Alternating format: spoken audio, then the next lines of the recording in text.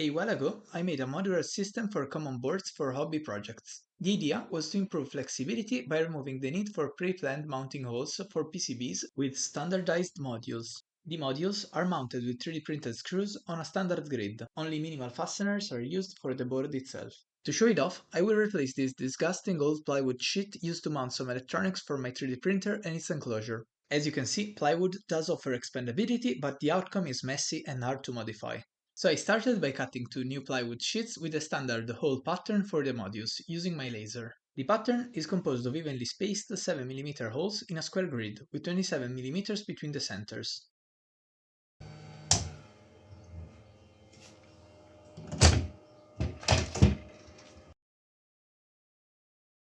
I also added some vinyl wrap to make it easier to dust off. I can now choose the modules based on my components.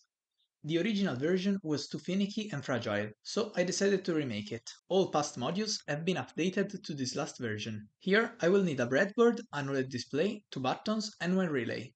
The rest of the components are either not very common or custom, so I will have to make a module for them. Fortunately, it is pretty easy. So now I need to make a custom module. I'm using Blender, but you can do whatever. I start by making a decently straight photo of the board and importing it into the modeling software. I then make a mockup of the board.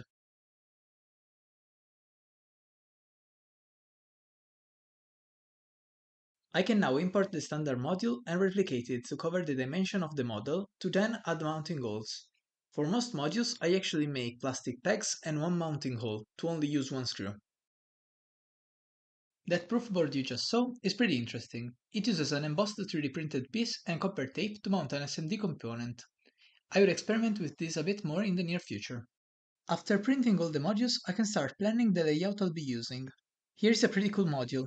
This is a very old project of mine ported to the CMS. The idea was to convert a very common 6 mm button into a keyboard-like switch with 3D printed parts and some common hardware. Finally, I can mount it to the enclosure with feet that use the same printed screws. Here it is, all put together and working. I hope you consider using this system for your next projects. And if you end up making a module for a commercially available board, please do upload it. A system like this would benefit a lot from user contribution. Thanks for watching.